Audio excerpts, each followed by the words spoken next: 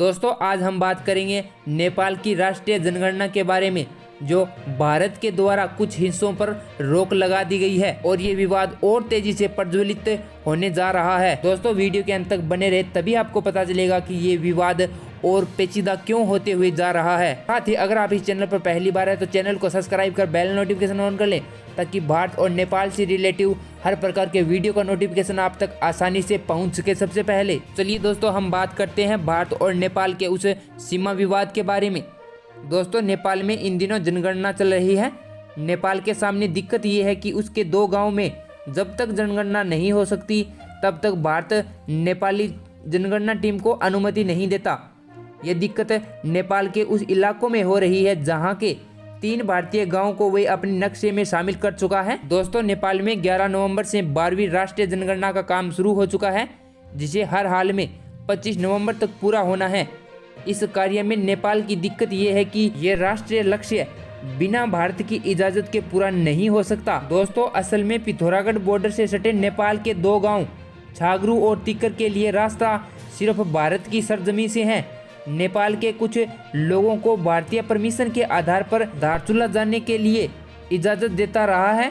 ऐसे में एक बार फिर नेपाल ने भारत से जनगणना टीम को इसी रास्ते दोनों गांवों में जाने की अनुमति मांगी है। पिथौरागढ़ के डीएम आशीष कुमार ने बताया कि नेपाल प्रशासन की ओर से उन्हें एक पत्र भेजा गया है, जिसमें भारत के रास्ते जनगणना टीम को तिक्कर और छागरू जाने की इजाजत मांगी गई है।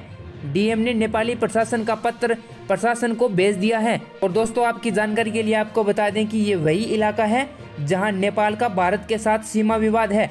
कालापानी सीमा विवाद के बाद नेपाल ने चाइना बॉर्डर के करीब बसे 3 भारतीय गांवों में अपना दावा जताया है। यही नहीं, बॉर्डर से गुंजी, नाब्बी और कुट्टी गाँव को नेपाल के नए राजनीतिक नक्शे में शामिल कर लिया है। इन तीनों गांवों की 425 वर्ग किलोमीटर की जमीन को लिपुरेख रोड बनाने के बाद नेपाल अपना बता रहा है, जबकि इन इलाकों में सदियों से भारतीय नागरिक रहते आ रहे हैं। और दोस्तों यही नहीं, भारत के सुरक्षाकर्मी भी दशकों से यहाँ की सरहद पर तैनात हैं।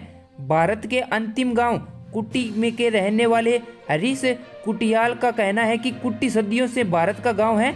नेपाल चाइना के बहकावे में आकर कुट्टी को अपना बता रहा है, लेकिन ये गलत है।